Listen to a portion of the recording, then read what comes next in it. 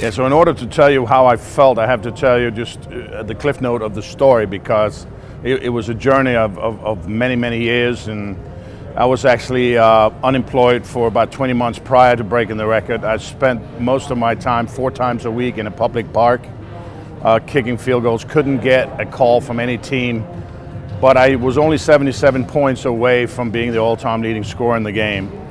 That was the impetus, that was the motivation for me to really try to continue with will and stubbornness to go for the record. When I got the opportunity, of course grabbed it and seized it, and then was able to accomplish it. One of my most memorable experiences during the game, when I broke it, it was just an extra point. It was 20 yards. It wasn't a big deal. But the fact that afterwards my kids were in the audience, and I took my jersey off, handed it to them. They stopped the game. They gave me the game ball. I took my jersey off, gave it to Sebastian, my firstborn son, and seeing his big smile. He had no teeth, he was no front teeth, and just that satisfaction of the long journey, and it finally happened. So yeah, lots of emotions, a beautiful moment.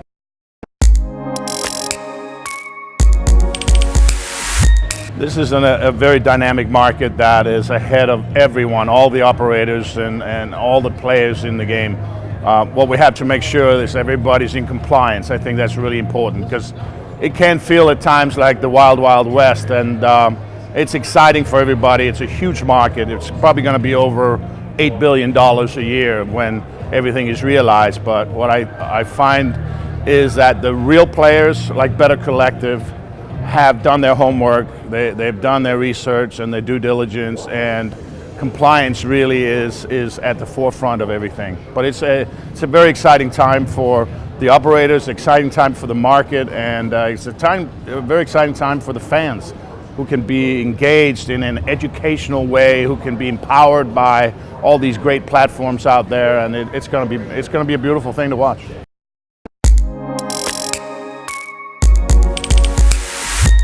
I think the NFL has done a really nice job of engaging their fan base through social media. As everything is changing over time, it is the most popular sport in America. There's without question the NFL. There's billions of dollars being wagered on games. The NFL has officially taken a stance of kind of wait and see.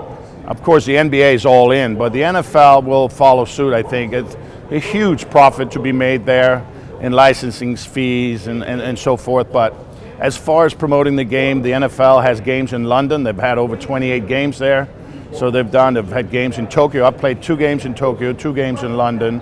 They have Mr. Khan with the Jacksonville Jaguars, who has a keen interest in perhaps eventually expanding it into London. Who knows what happens? Tottenham Hotspurs, the new stadium, who's a dual-purpose stadium for soccer and American football. Very exciting there. So I think it bodes well. The internationalization of the NFL now, of the game, is alive and well, and we can just be along for the ride. It's going to be good.